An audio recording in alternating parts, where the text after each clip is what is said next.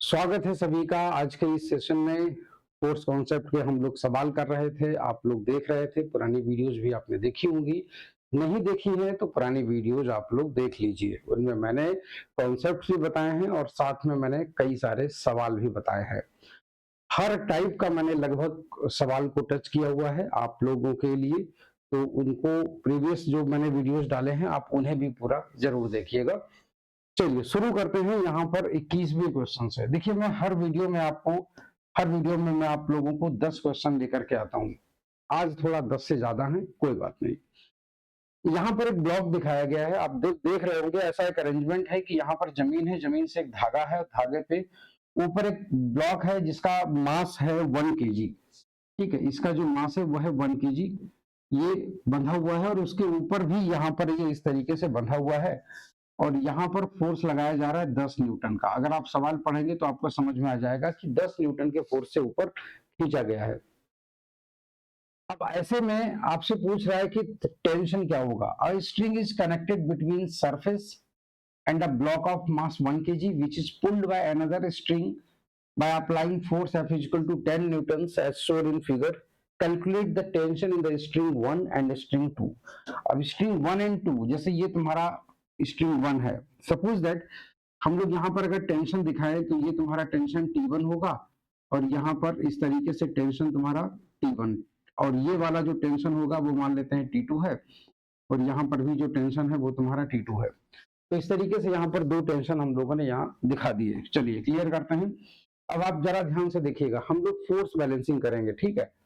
तो अगर हम ऊपर वाले का अगर देखें जरा एफबीडी, तो अगर सपोज दैट कि यहाँ पर कोई भी एक इस तरीके का, सपोज दैट ये रस्सी है, कोई ये मान लीजिए रस्सी का जो डोरी है, उस डोरी पर कोई एक पार्टिकल है और उस पार्टिकल को इस तरीके से फोर्स लगा के खींचा जा रहा है।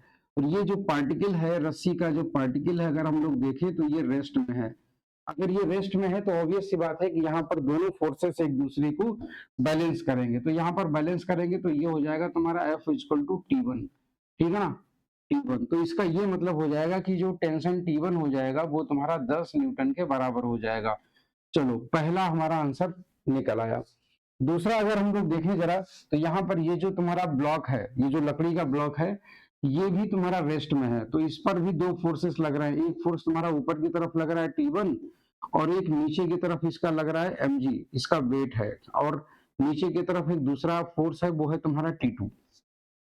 यहाँ पर ये भी रेस्ट में है ना, यहाँ पर ये भी रेस्ट में है। तो ऐसे केस में यहाँ पर अगर हम लोग जरा ध्यान से देखें तो इसको बैलेंसिंग करेंगे अगर फोर्स की, तो सिंपली हम लोग देख सकते हैं यहाँ पर, तो T1 will be equal to mg plus T2, है ना। तो यहाँ से जो T1 है वो तुम्हारा 10 न्यूटन का है और जो मास है, मास तुम्हारा 1 किलोग्राम का मास है ना। तो 1 किलोग्राम का मास है और जी तुम्हारा 10 है और प्लस तुम्हारा T2 है। तो यहाँ से अगर आप देख पा रहे होगे तो आपको पता चल गया होगा कि T2 की वैल्यू तुम्हारी 0 आ गई, मतलब नीचे वाली स्ट्रिंग में कोई भी टेंशन नहीं है, ठीक है ना। चलिए, तो आई होप सो कि आप लोगों को ये चीज क्लियर हो गई होगी। आगे की तरफ चलते हैं। अच्छा, आगे तो एक बहुत बढ़िया क्वेश्चन है, आप लोग जरा ध्यान से देखिएगा। कह रहा है 50 kg homogeneous smooth surface rests on a 30-degree inclined a plane and bears against the smooth vertical wall B. Calculate the contact forces as at A and B. ये पॉइंट तुम्हारा A है और ये तुम्हारा B है, ठीक है। ये वाला जो पॉइंट है ये तुम्हारा A है और ये वाला तुम्हारा B है। यहाँ पर कांटेक्ट फोर्सेस का मतलब यहाँ पर नॉर्मल पता करना है, रेस्ट में है ये। तो देखिए, अगर हम लोग यहाँ से फोर्सेस को दिखाएं तो एक चीज तो कंफर्म है कि ये नॉर्मल तुम्हारा एक यहाँ पर ऐसे करके लगेगा और एक नॉर्मल तुम्हारा यहाँ पर ऐसे करके लगेगा, ठीक है। एक नॉर्मल, तो ये वाला जो तुम्हारा नॉर्मल फोर्स है ये है तुम्हारा NA और ये वाला जो फोर्स है वो है तुम्हारा NB। ये तुम्हारे दो फोर्सेस हैं, ठीक है। और ये तुम्हारा सेंटर है यहाँ पर। तो जरा अगर हम लोग यहाँ पर एक इसके सेंटर पे बैलेंस करने के लिए एक फोर्स तुम्हारा नीचे की ओर लगेगा ऐसे करके, और ये वाला जो फोर्स होगा ये होगा उसका वेट, ये होगा उसका वेट। तीन फोर्सेस इसके सेंटर पे काम करेंगे। तो चलिए हम लोग यहाँ पर एक फ्री बॉडी डायग्राम बनाते हैं सबसे पहले हम लोग यहाँ पर एक्सिस बना लेंगे ताकि फोर्स बैलेंसिंग के लिए हमको आईजे वाले फॉर्म में वेक्टर्स को लिख सकें। तो जरा ध्यान से देखिएगा, ये इसके ओरिजिन पर इसका सेंटर है और मान लेते हैं कि ये वाला जो है ना, ये तुम्हारा ऐसे करके हाँ कुछ इस तरीके से तुम्हारा N1 लगेगा और ये तुम्हारा कुछ इस तरीके से N2 लगेगा, N2 ये तुम्हारा N2 है ऐसे करके, ठीक है। और ये वाला है तुम्हारा वेट, ये तुम्हारा नीचे की डायरेक्शन में ऐसे काम करता है इस तरीके से। तो अब आप जरा ध्यान से देखिएगा, ये तुम्हारा mg हो गया। अगर ये तुम्हारा इस तरीके से, हाँ इस तरीके से यहाँ पर N1 लग रहा है, तो अगर हम एक हॉरिजॉन्टल लाइन यहाँ पर ऐसे करके खींच दें तो आप लोग एक चीज देखेंगे, ये 30 डिग्री का एंगल है ये वाला, ठीक है। तो ऑब्वियस सी बात है कि ये वाला अगर एंगल 30 डिग्री का है ना, तो ये वाला एंगल कितने डिग्री का होगा, तो ये वाला हो जाएगा तुम्हारा 60 डिग्री का, ठीक है 60 डिग्री का। तो ये एंगल तुम्हारा 60 डिग्री का हो गया ऐसे करके, ठीक है। और ये तुम्हारा क्या है, ये है NA, अच्छा, और ये है NB, तो ये तुम्हारा NB हो गया, ठीक है। अब आपको सारे फोर्सेस बैलेंस कर देने हैं, तो देखिएगा जरा ध्यान से, अगर हम इसका एक कंपोनेंट यहाँ पर इस तरीके से लेते हैं, यहाँ पर इसका एक कंपोनेंट हम लोग इस तरीके से ऐसे करके लेते हैं, तो ये हो जाएगा तुम्हारा NA sin 60, ठीक है NA sin 60। और जो इस तरफ जो इस तरीके से ऐसे ऐसे करके लेते हैं, दिस इज इक्वल टू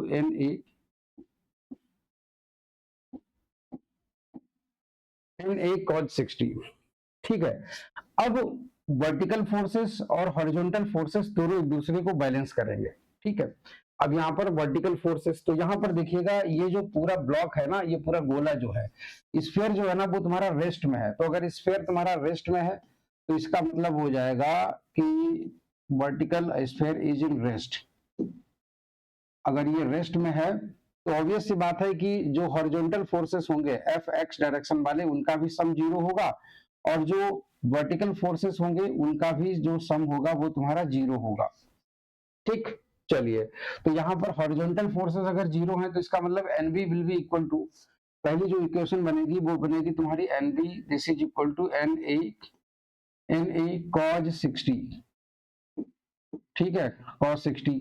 और दूसरी जो इक्वेशन तुम्हारी बनेगी vertical force NA sin 60 will be equal to mg, तो ये तुम्हारा हो जाएगा NA sin 60 this is equal to mg।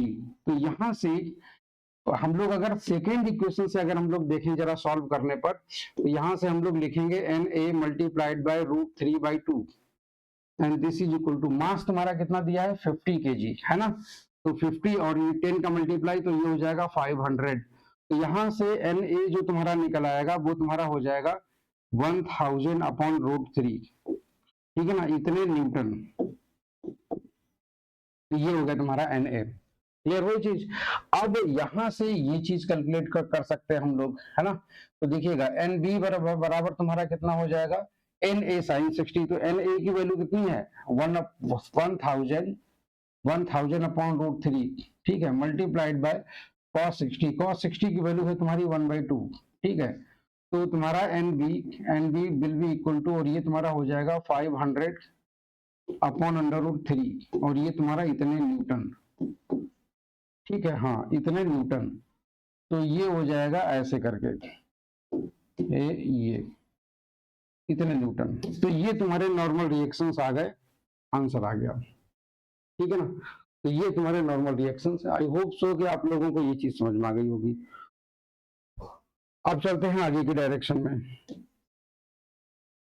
ध्यान से देखना। देखो इसमें थोड़ी सी मिस्टेक हुई है, मिस्टेक इस क्वेश्चन में नहीं है, एक्चुअली में डायग्राम इंटरचेंज हो गए हैं।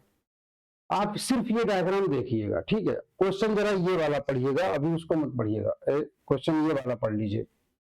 2 particles of masses 10 kilogram and 35 kilograms are connected with 4 strings at point B and D as shown in figure. Determine the tensions in the various segments. 35 kilogram और 10 kilogram के दो masses को लटकाया गया है, ठीक है। और अगर आप जरा ध्यान से देखें तो 35 का गुणा अगर 10 में करा दोगे तो बन जाएगा 350, मतलब कहने का ये वेट है mg, 350 यहाँ पर लिखा हुआ है, ठीक है। और यहाँ पर 10 का मल्टीप्लाई 10 से कराओगे तो 100, तो ये 100 न्यूटन लिखा हुआ है। तो यहाँ पर ये मासिस लटकाए गए हैं एक्चुअली में, तो मासिस लटकाने पर ये फोर्स तुम्हारे हो गई इस तरीके से, और ये 4 स्ट्रिंग है, एक ये है, एक ये है, 2 है, और ये तुम्हारे 3 है, और ये 4 है, 4 डोरियां हैं। आपको टेंशन फाइंड आउट करना है इनमें। तो देखो कुछ नहीं करना, बहुत सिंपल सा काम है।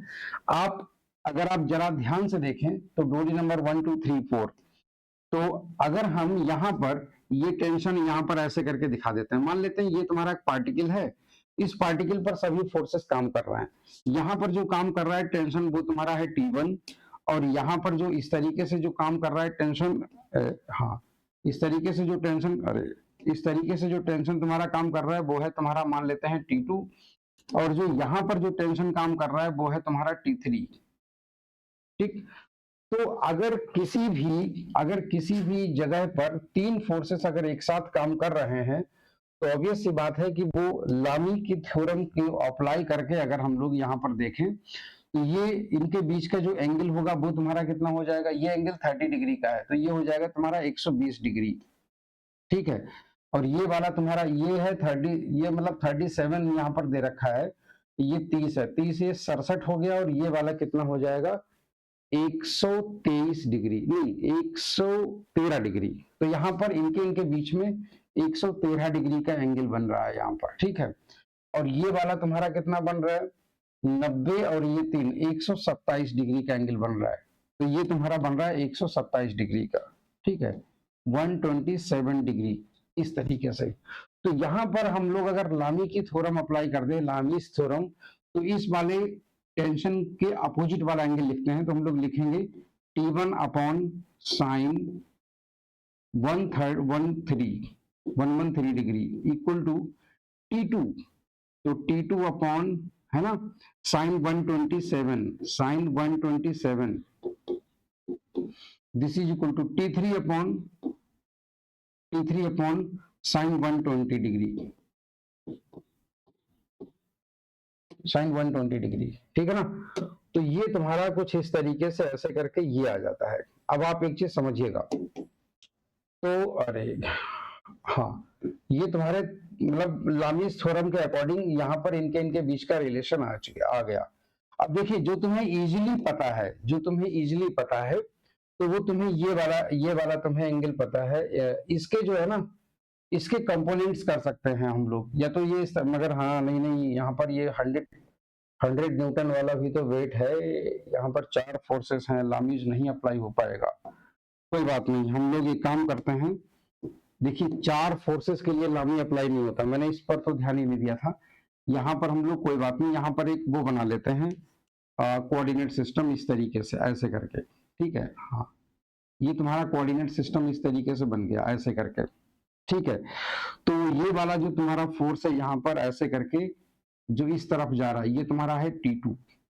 ठीक है, ये तुम्हारा है T2, और ये तुम्हारा T2 है, और ये वाला है ये तुम्हारा T2 है, और ये वाला जो फोर्स होगा वो होगा तुम्हारा T1 इस तरीके से। हाँ इस तरीके से ये है T1, और ये वाला जो फोर्स है ये है तुम्हारा T3। ठीक है, तो इसका कंपोनेंट ले लीजिए, इसका मान लेते हैं ये है तुम्हारा थीटा या अल्फा, और ये मान लेते हैं बीटा एंगल।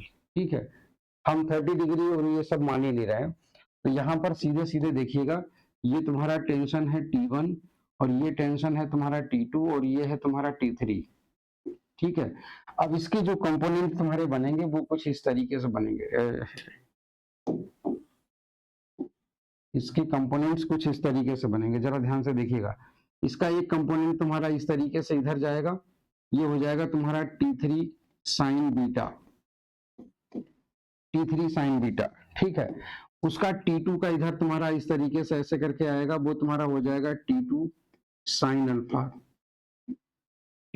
अल्फा। ठीक है, और तुम्हारा यहाँ पर ऊपर की तरफ ऐसे करके ये तुम्हारा ऐसे ऐसे करके यहाँ पर आएगा, तो this is T2 cause of alpha.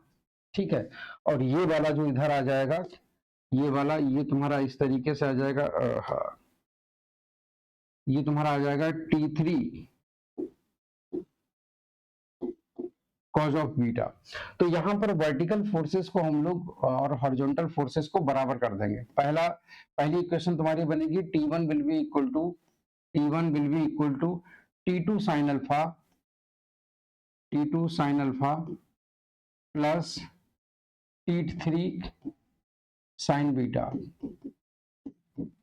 ठीक है, दूसरी इक्वेशन तुम्हारी क्या बनेगी, T2 cos alpha and this will be equal to T3 cos beta. ठीक, तो ये तुम्हारी इक्वेशन बन जाती है ऐसे करके, ठीक है ना। हाँ, तो ये तुम्हारी इक्वेशन ऐसे करके बन जाती है। अब यही दो इक्वेशंस तुम्हारी ये इस वाले पॉइंट को बैलेंस करती हैं, मगर जब हम यहां पर आते हैं यहां पर, तो ऐसे ही ये वाला तुम्हारा जो टेंशन है वो तुम्हारा T3 है, ठीक है ना। हाँ, ऐसे और ऐसे तुम्हारा ये वाला लाइन खींचता है, तो ऐसे पे, और ये वाला तुम्हारा जो टेंशन है ना वो तुम्हारा T4 है, ठीक है, T3 T4, और ये है तुम्हारा T5 या मान लेते हैं वेट मान लेते हैं, ठीक है ना। अच्छा हाँ, नीचे की तरफ T3 cos बीटा प्लस 100 भी तो होगा, प्लस 100, ठीक है, ये वाला प्लस 100 हो, हाँ ठीक है। अब इसमें जो है ना, हाँ ठीक है, तो इसमें ये वाला जो है ना, ठीक है, तो ये तुम्हारा हो गया T3, या T3 ना मान करके हम लोग इसको वेट मान लेते हैं, वेट W 350, ठीक है ना, 350 तुम्हारा वेट। अब यहाँ पर हम लोग लेते हैं, मान लेते हैं ये वाला एंगल हमने ले लिया, ये वाला हमने ले लिया अल्फा बीटा गामा हो गया, डेल्टा मान लेते हैं, और यहाँ मान लेते हैं, यहाँ पर मान लेते हैं कुछ और मान लेते हैं, साई मान लेते हैं, साई। तो बैलेंसिंग वहां पर इस तरीके से कर लेंगे हम लोग, तो यहाँ पर भी तुम्हारी बैलेंसिंग हो जाएगी इस तरीके से, ऊपर की तरफ हम लोग वो कर लेंगे, तो ये हो जाएगा तुम्हारा T4 साइन साई, और इधर तुम्हारा हो जाएगा, तो ये हो जाएगा T4 कॉस साई, और इधर तुम्हारा हो जाएगा T3, और इधर भी तुम्हारा हो जाएगा T3 कॉस डेल्टा, और ये तुम्हारा हो जाएगा T3 साइन डेल्टा। तो यहां पर हम लोग अगर इक्वेशन बनाएंगे, तो तीसरी इक्वेशन तुम्हारी क्या बनेगी, बैलेंसिंग करते हैं ऊपर वाली, तो ये हो जाएगा तुम्हारा T3 साइन डेल्टा प्लस ऊपर वाला हो जाएगा T4 sine psi, and this will be equal to what, नीचे की तरफ ये हो जाएगा तुम्हारा 350 न्यूटन नीचे की तरफ जो वेट लग रहा है।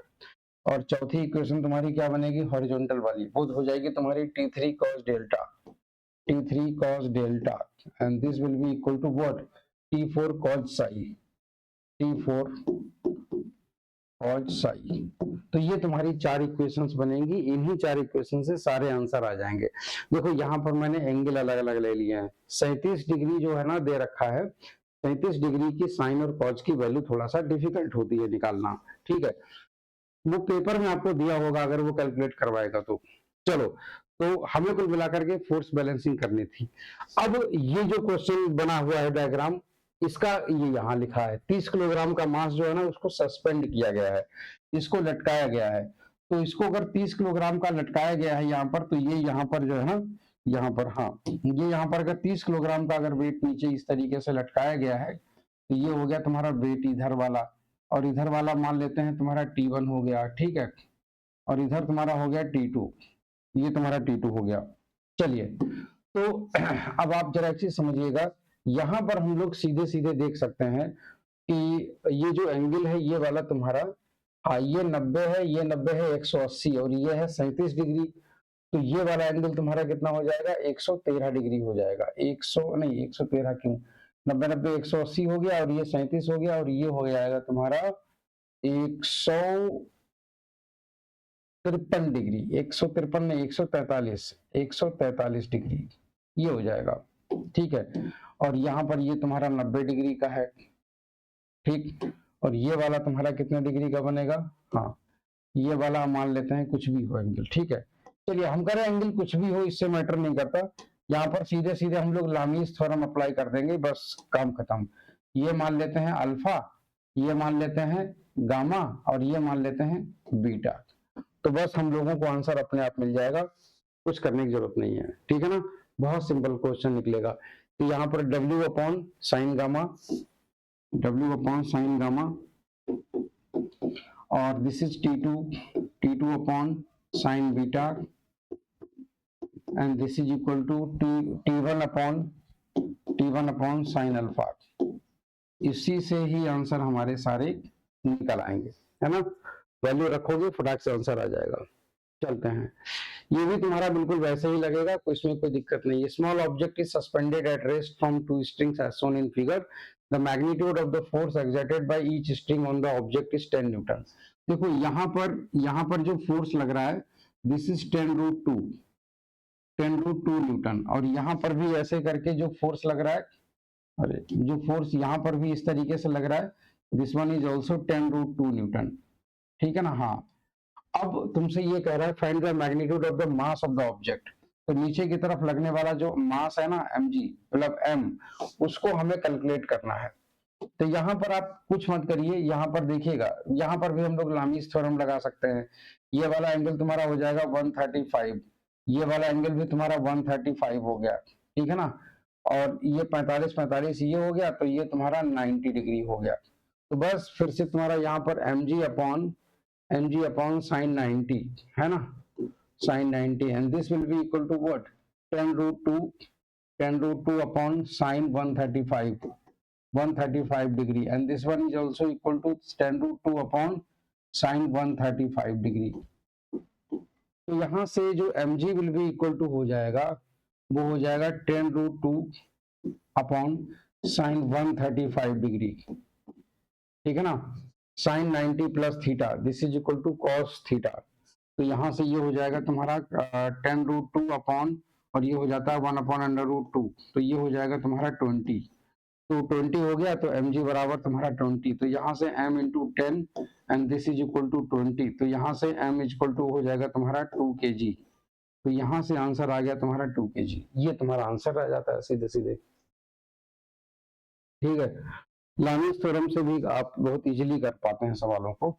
अगला क्वेश्चन देखिएगा, ये भी क्वेश्चन बिल्कुल वैसे ही, इसका क्वेश्चन आप इसको सॉल्व करिएगा, बहुत सिंपल क्वेश्चन है, ठीक है। इसमें T1 मतलब T1 की जो वैल्यू है ना, वो इसके मास के मतलब ये आ जाती है 100 न्यूटन, और जो T2 तुम्हारा आता है वो तुम्हारा 0 न्यूटन आ जाता है, ठीक है।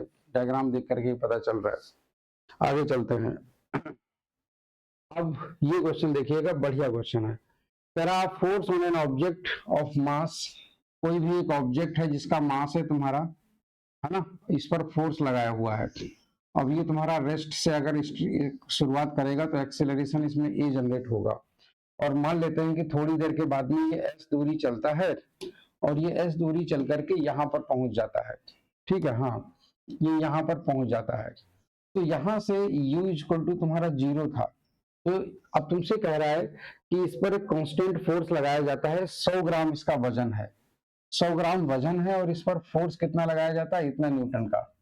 तो कह रहा है कि t इक्वल टू 2 सेकेंड में इसका जो डिस्टेंस ट्रेवल्ड होता है वो होता है ai प्लस बीजे। तो ai plus b j, this is equal to ai plus तुम्हारा बीजे, ठीक है। हाँ, ai प्लस बीजे। अब आप समझिएगा,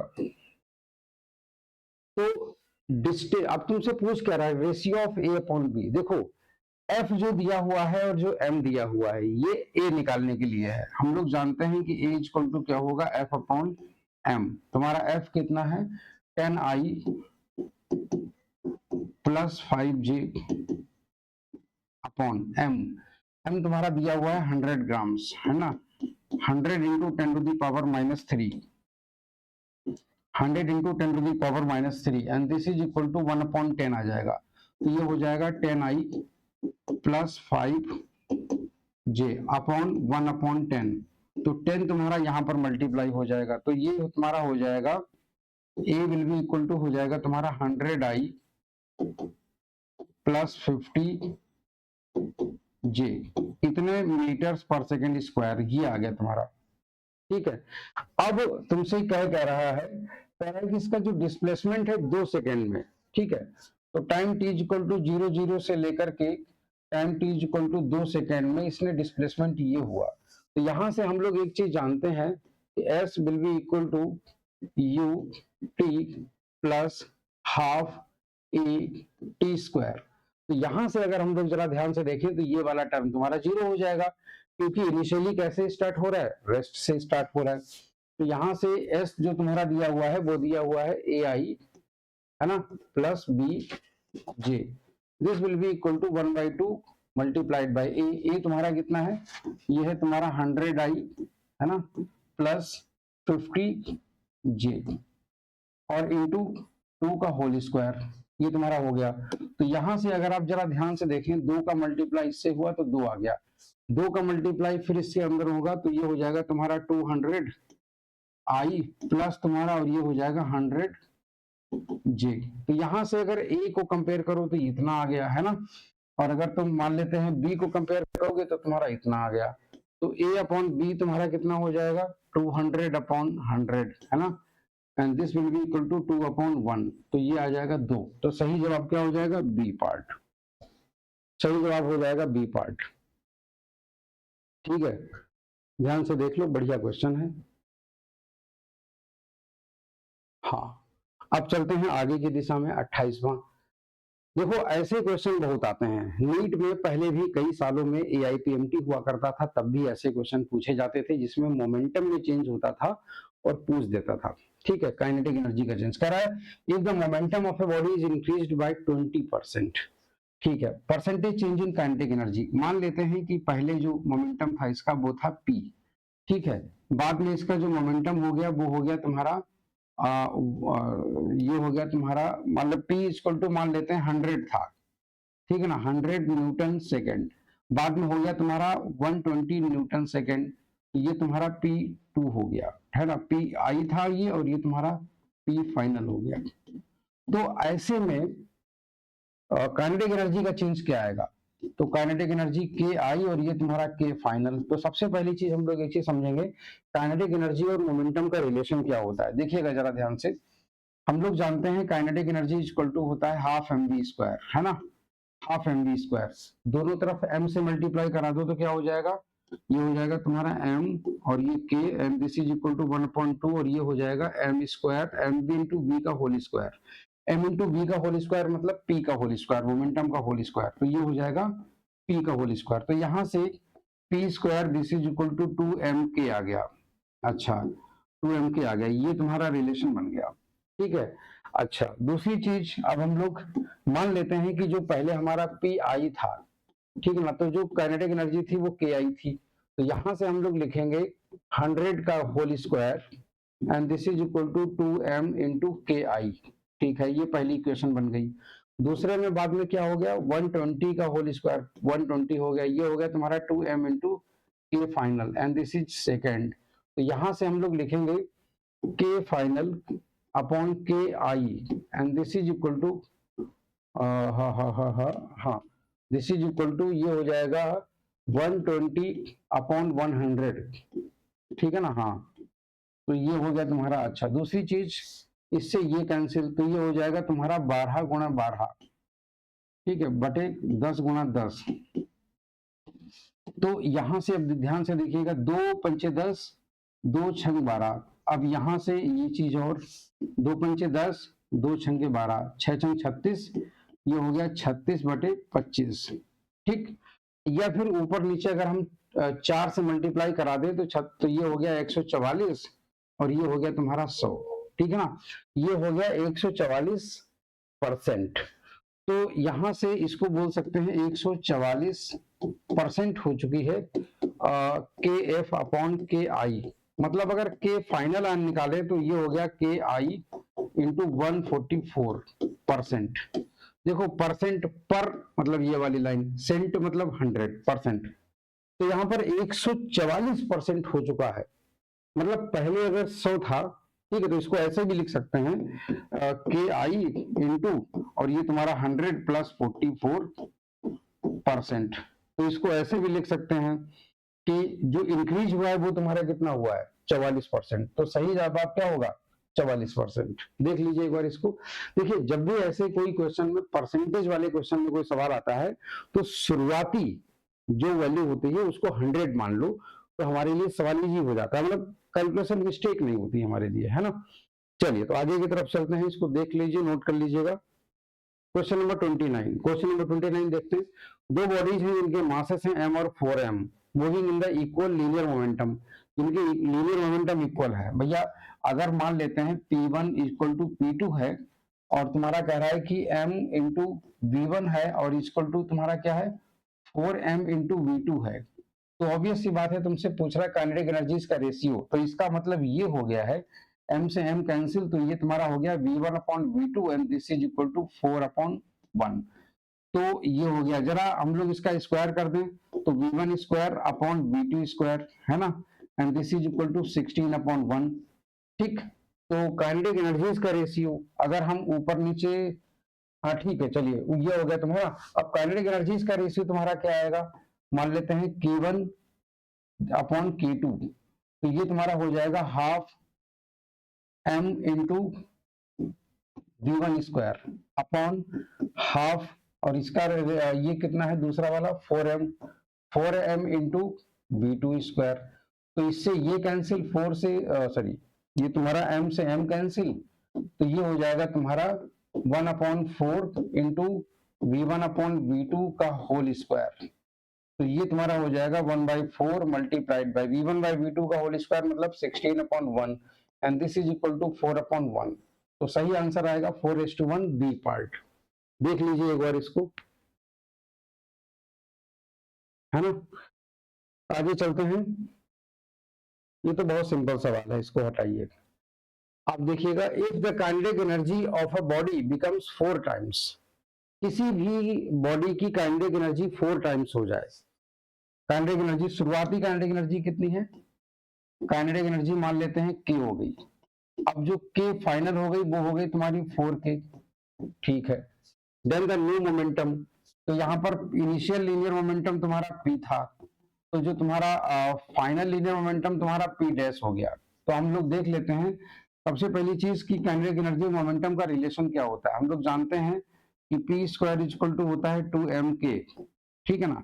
तो यहाँ से P स्क्वायर का मतलब तुम्हारा ये हो गया P square and this is P initial का square, this is equal to 2m into K initial का होल स्क्वायर, और ये तुम्हारा हो गया P फाइनल का whole square, this is equal to 2m into K final का होल स्क्वायर फाइनल। तो यहाँ से अगर हम लोग जरा ध्यान से देखें तो P इनिशियल से डिवाइड कर देते हैं, पहली इक्वेशन सेकेंड इक्वेशन, ठीक है। तो ये तुम्हारा हो जाएगा PI upon PF, sorry KI upon KF, ये तुम्हारा हो जाएगा 1/4। देखो इससे और इससे ये चीज तो कैंसिल हो गई, KI अपॉन KF हो जाएगा 1/4, तो दिस इज इक्वल टू 1/4। तो यहाँ से PI upon PF this is equal to 1/4, तो यहाँ से जो PF निकलेगा this is equal to PF निकलेगा 4PI, मतलब 4 गुना मोमेंटम हो जाएगा, नहीं 4 गुना नहीं सॉरी 2 गुना हो जाएगा, ये तुम्हारा 2 गुना हो जाएगा, तो ये हो जाएगा 2 गुना, ठीक 2 गुना हो जाएगा, मतलब 100% इनिशियल मोमेंटम बाई, तो इनिशियल मोमेंटम उसका 100% सॉरी 100% से बढ़ जाएगा, तो 2 गुना हो गया है ना। पहले 100 था, अब हो गया 200, तो बढ़त कितनी हो गई 100% बढ़ जाएगा, ठीक है। तो आगे की तरफ हम लोग चलते हैं, अगला क्वेश्चन देखिएगा। अगला question, a ball weighing 100 gram से hits a hard surface vertically with a speed of 5 metre per second, ठीक है। कोई सरफेस है मान लेते हैं इस तरीके का, ऐसे करके यूं इस तरीके से ये एक सरफेस है, ठीक है, और ये the ball remains in contact for, अच्छा ठीक है, वर्टिकली ये आकर के टकराई और ये आकर के ऐसे करके इसी वेलोसिटी से वापस लौट, मतलब इसी स्पीड से वापस लौट गई। तो 5 मीटर पर सेकंड से आई है और 5 मीटर पर सेकंड से वापस जा रही है, ठीक है। तो तुमसे कह रहा है कि मोमेंटम कितना होगा, तो डेल्टा टी कितने समय तक टच में रही है, 0 पॉइंट कहाँ गया 0.01 सेकेंड, ठीक है। मास कितना है इसका m, ठीक है। तो यहां से जरा ध्यान देखिएगा, पी इनिशियल तुम्हारा कितना था, पी इनिशियल नीचे की तरफ आ रहा है ना, तो m into v i, m into v, और ये हो जाएगा माइनस जे कैप, ठीक है। पी फाइनल तुम्हारा कितना हो गया, ये हो जाएगा m into v j cap, ठीक है। तो तुम्हारा मोमेंटम में चेंज कितने का हो जाएगा, p final minus p initial, है ना। तो पी फाइनल हो जाएगा m v j cap minus of minus m v j cap, तो ये तुम्हारा हो जाएगा 2 mv जे कैप, ठीक है। तो यहां से अगर हम लोग निकालें 2 इंटू मल्टीप्लाइड बाय मास कितना है 10 ग्राम्स, 10 अपॉन 1000, ठीक है ना, मल्टीप्लाइड बाय वी तुम्हारा कितना है, वेलोसिटी, वेलोसिटी है 5, तो ये हो गया तुम्हारा, तो ये हो गया 10, 5 गुना 10, 10 गुना 100, ये हो गया 1/10, 1/10 किलोग्राम मीटर पर सेकेंड, ठीक है।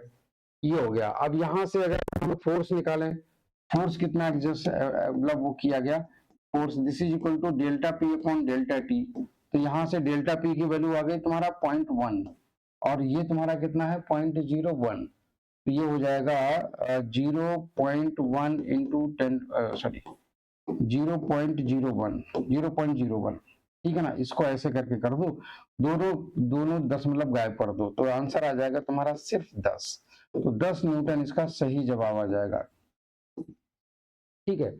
इस तरीके से क्वेश्चंस इसके किए जाते हैं। देखो बाकी क्वेश्चंस भी बहुत सिंपल सिंपल हैं। हाँ चलिए अगला क्वेश्चन जरा देखिएगा ध्यान से। अगला क्वेश्चन है, a sphere is accelerated upwards by a cord whose breaking strength is 4 times its weight, the maximum acceleration to which। देखिए ये जो क्वेश्चन है ना, ये एक्चुअली में वर्टिकल का टेंशन का क्वेश्चन है। मान लेते हैं कि जैसे ये जो कोई गोला है और ये कोई किसी दूरी से लटका हुआ है, इसका वेट नीचे की तरफ काम करता है इस तरीके से, दिस इज mg, ठीक है ना। तो ऊपर की तरफ टेंशन तुम्हारा होता है T, अगर ये तुम्हारा कोई रेस्ट में है तो, अगर ये रेस्ट में है तो, ठीक है ना। हाँ अगर ये रेस्ट में है तो ऐसे केस में टी बराबर तुम्हारा हो जाता है mg। मगर अगर जरा सोचिए, यही अगर गोला इस तरीके से, अगर यही गोला ऐसे करके ऊपर की ओर ले जाया जाने लगे, हाँ ऊपर की ओर ले जाया जाने लगे ऐसे करके, एक्सेलरेशन ए से ऊपर ले जाया जाने लगे, जी कहाँ लग रहा है नीचे की ओर, तो जो इसमें टेंशन प्रोड्यूस हो जाता है, टेंशन टी डैश, तो यहां से टेंशन टी डैश बराबर हो जाता है एम इंटू जी प्लस ए, ठीक है ना, जी प्लस ए। और अगर यही गोला नीचे की तरफ अगर ले जाया जाने लगता है इस तरीके से, अगर यही गोला नीचे की तरफ ले जाया जाने लगे इस तरीके से ऐसे करके, एक्सेलरेशन ए से, जी कहाँ लग रहा है नीचे की तरफ, और इसका एम जी कहाँ लग रहा है नीचे की तरफ, तो टेंशन जो टी डबल डैश हो जाएगा, तो tension T double dash will be equal to M into G minus A हो जाता है। ये कॉन्सेप्ट है एक्चुअली में इसके पीछे का, ठीक है। रिलेटिव मोशन से रिलेटेड ये कॉन्सेप्ट है। तो अब आप जरा सोचिए कि इसको ऊपर ले जाया जा रहा है, तो यहाँ पर ऊपर ले जाया जा रहा है, ठीक है, और किस एक्सेलरेशन से ले जाया जा रहा है ये हमसे पूछ रहा है, और इसकी ब्रेकिंग स्ट्रेंथ करा 4 टाइम्स इट्स वेट, तो इसका जो 4 टाइम्स इट्स वेट मान लेते हैं, जो इसका वेट है W वो है तुम्हारा mg, ठीक है।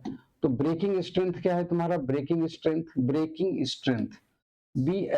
bs है तुम्हारा 4 mg, ठीक है। मतलब 4 mg हो जाएगा तो ये टूट जाएगा, तो इसका मतलब ये हो जाएगा या इससे ज्यादा हो जाए टेंशन, तो यहां से जो टेंशन तुम्हारा बनेगा तो ये वाला तुम्हारा टी डैश बनेगा, है ना, T dash is greater than और इक्वल टू 4 mg। ये चीज अगर हो जाएगा तो ब्रेक रस्सी टूट जाएगी, है ना, तो रस्सी टूट जाएगी। तो ऐसे केस में हम लोग क्या करने वाले हैं, टी डैश का जो फॉर्मूला है वो है तुम्हारा m इंटू जी प्लस ए, तो ये हो जाएगा m into ji plus a must be greater than 4 mg, है ना, 4 mg। तो यहाँ से m तुम्हारा कैंसिल हो गया, तो m से m तुम्हारा कैंसिल हो गया, तो ये हो जाएगा g plus a must be greater than और इक्वल टू 4g, तो यहाँ से a must be greater than और इक्वल टू 3g, ठीक, ये हो जाएगा। तो यहाँ से हाँ ठीक है 3d, तो यहाँ से कम मतलब 3g से इसको अगर ले जाया जाए, 3g से थोड़ा सा कम, तो ये नहीं टूटेगा, ठीक है ना। चलिए तो आगे की तरफ चलते हैं। A monkey of mass, question जरा ध्यान से पढ़िएगा। A monkey of mass 40 kg climbs on a rope. अच्छा ठीक है, किसी रस्सी पर। एक दिन एस सी वर्मा जो है ना, वो मेट्रो में दिखे थे किसी को। तो ये तुम्हारा बंदर है ना, ऐसे करके, ये इस तरीके से ऐसे करके, हाँ ऐसे करके बंदर लटका हुआ है। ये बंदर यहाँ पर ऐसे करके लटका हुआ है, ठीक है।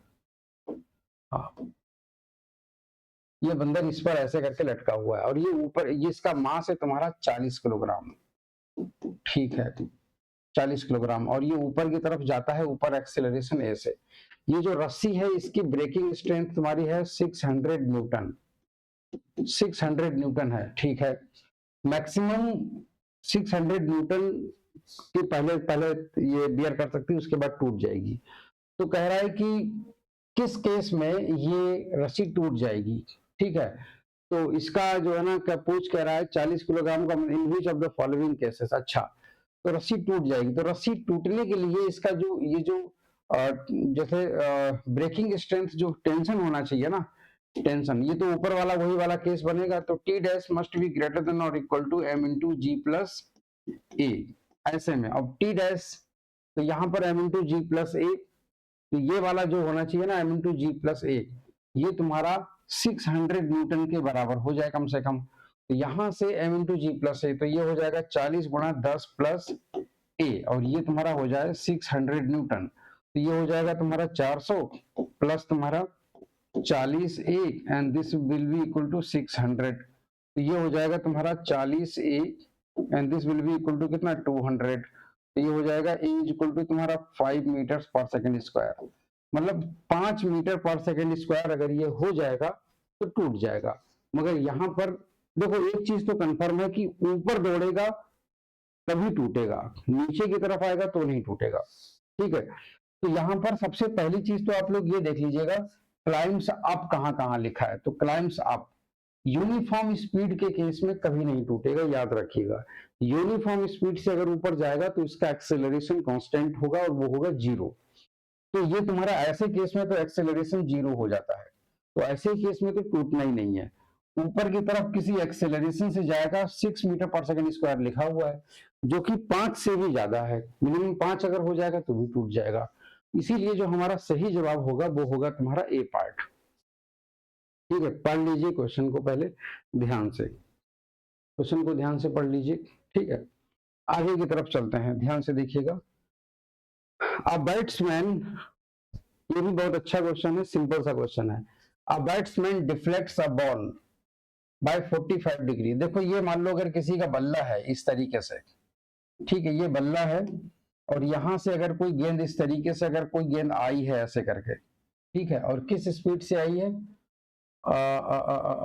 हाँ सेम स्पीड, चलिए ठीक है, 54 किलोमीटर पर आवर। तो 54 का मल्टीप्लाई अगर 5/18 में कर दें तो ये हो जाएगा 3, और ये 15 metre per second, 15 metre per second से आ रही है। तो ये आ रही है 15 मीटर पर सेकेंड से, और ये इसी से वापस चली जा रही है ना, ये इसी से ऐसे करके वापस चली जा रही है 15 मीटर पर सेकेंड से, और ये ऐसे ऐसे करके यहाँ पर ये बना हुआ है, और ये कह रहा है 40 डिग्री पर, 45 डिग्री पर आती है। A ball bat will deflect the ball at by an angle of 45 degree, ठीक है। तो यहां से आराम से आप निकाल सकते हो। तो चेंज इन मोमेंटम जो होगा इसमें कह रहा है what is the impulse imparted. देखिए जे बराबर जो होता है ना, वो तुम्हारा डेल्टा पी होता है, मतलब impulse this is equal to change in linear momentum. तो चेंज इन लीनियर मोमेंटम आप इजिली निकाल सकते हो, मैं आपको सिखा चुका हूं ये, ठीक है। आगे की तरफ चलिए, आज के लिए फिलहाल अभी इतना ही क्वेश्चन थे आज के लिए। तो और भी मैं क्वेश्चंस लेकर के आऊंगा आगे, आप लोग देखते रहिए और इसको नोट जरूर करिएगा अपने नोट्स में, बहुत बढ़िया बढ़िया क्वेश्चंस हैं, ठीक है। तो चलिए फिर अभी फिलहाल इतना ही। और हाँ, ये वीडियो जो भी हो अपने अकेले तक सीमित मत रखना, अपने दोस्तों को भी शेयर कर देना, है ना, जो भी नहीं आ पाए हों क्लासेस में या आपके जो स्कूल के फ्रेंड्स हों। Bye bye, thank you.